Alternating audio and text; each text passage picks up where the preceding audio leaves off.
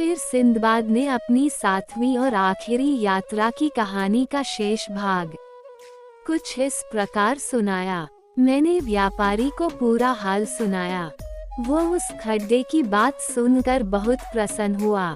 मेरे साथ वो उस खड्डे तक पहुंचा और जितने हाथी दांत उसके हाथी पर लद सकते थे उन्हें लादकर शहर वापस आया। फिर उसने मुझसे कहा, भाई, आज से तुम मेरे गुलाम नहीं हो। तुमने मेरा बड़ा उपकार किया है, तुम्हारे कारण मेरे पास अपार धन हो जाएगा। मैंने तुमसे अभी तक एक बात छुपा रखी थी। मेरे कई गुलाम हाथियों ने मार डाले हैं। जो कोई हाथियों के शिकार को जाता था 2 या 3 दिन से अधिक नहीं जी पाता था। भगवान ने तुम्हें हाथियों से बचाया। इससे मालूम होता है कि तुम बहुत दिन जियोगे। इससे पहले बहुत से गुलाम खोकर भी मैं मामूली लाभ ही पाता था, अब तुम्हारे कारण में ही नहीं। इस नगर के सारे व्यापारी संपन्न हो जाएंगे। मैं तुम्हें न केवल स्वतंत्र करूंगा, बल्कि तुम्हें बड़ी धन दौलत भी दूंगा और अन्य व्यापारियों से भी बहुत कुछ दिलवाऊंगा। मैंने कहा, आप मेरे स्वामी हैं। भगवान आपको चिरायु करे। मैं आपका बड़ा कृतज्ञ हूँ कि आपने समुद्री डाकुओं के पंजे से मुझे छुड़ा लिया और मेरा बड़ा भाग्य था कि मैं इस नगर में आकर बिका। अब मैं आपसे और अन्य व्यापारियों से इतनी दया चाहता हूँ कि मुझे मेरे देश पहुँचा दें। उसने कहा, तुम धैर्य रखो। जहाज यहाँ पर एक विशेष ऋतु में आते हैं और उनके व्यापारी हमसे हाथी दांत मोल लेते हैं। जब वे जहाज आएंगे तो हम लोग तुम्हारे देश को जाने वाले किसी जहाज पर तुम्हें चढ़ा देंगे। मैंने उसे सैकड़ों आशीर्वाद दिए। मैं कई महीनों तक जहाजों के आने की प्रतीक्षा करता रहा। इस बीच मैं कई बार जंगल में गया और हाथी दांत लाया और इनसे उसका घर भर दिया।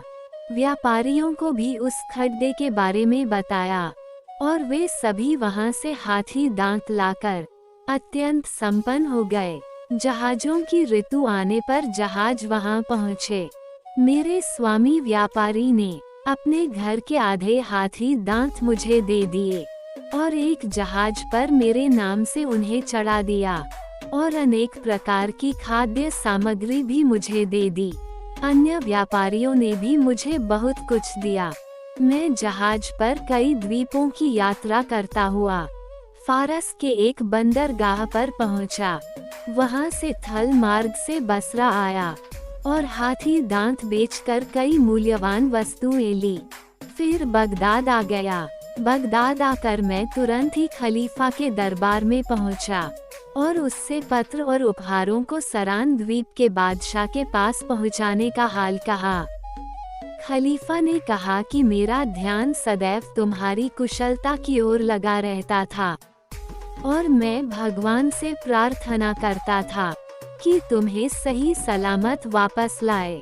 जब मैंने अपना हाथियों वाला अनुभव उसे सुनाया तो उसे ये सुनकर बड़ा आश्चर्य हुआ और उसने अपने एक लेखनकार को यह आदेश दिया कि मेरे वृतांत को सुनहरे अक्षरों में लिख ले और शाही अभिलेखागार में रखे। फिर उसने मुझे खिलत और बहुत से इनाम देकर विदा किया। सिंदबाद ने कहा कि मित्रों, इसके बाद मैं किसी यात्रा पर नहीं गया और भगवान के दिए हुए धन का उपभोग करता हूँ। फिर उसने हिंदबाद से कहा कि अब तुम बताओ कि कोई और मनुष्य ऐसा कहीं है जिसने मुझसे अधिक विपत्तियां झेली हों। हिंदबाद ने सम्मानपूर्वक सिंदबाद का हाथ चूमा और कहा, सच्ची बात तो यह है कि इन 7 समुद्र यात्राओं के दौरान जितनी मुसीबत आपने उठाए और जितनी बार प्राणों के संकट से बचकर निकले, उतनी किसी की भी शक्ति नहीं है। मैं अभी तक बिल्कुल अनजान था कि अपनी निर्धनता को रोता था और आपकी सुख सुविधाओं से ईर्ष्या करता था। मैं रूखी सूखी खाता हूँ किंतु भगवान को लाख धन्यवाद है कि अपने स्त्री पुत्रों के बीच आनंद से रहता हूँ। ऐसी कोई विपत्ति मुझ पर नहीं आई जैसी विपत्तियां आपने उठाई हैं।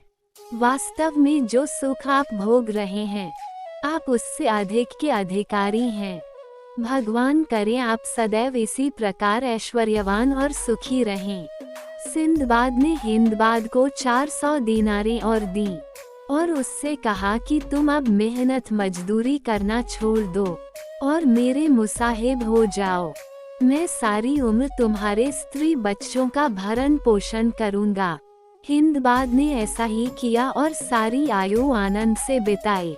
ऐसे ही और भी मजेदार कहानियाँ सुनने के लिए हमारे चैनल को सब्सक्राइब करें और ऐसे ही नई नई कहानियाँ सुनने का आनंद लेते रहे। धन्यवाद।